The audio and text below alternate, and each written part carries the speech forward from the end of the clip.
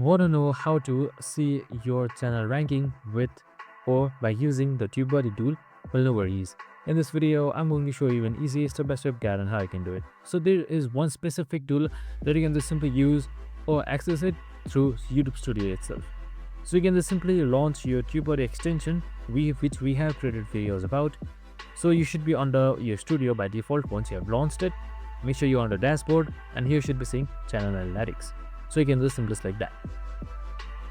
So now once you have selected channel analytics, here you should be seeing on top various navigation bar, and here you should be seeing niche insights.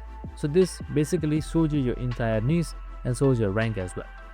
So if you don't find it, you can just simply hit towards toolbox on the top right side, and you can just simply scroll down until you see your ranking that you can choose from.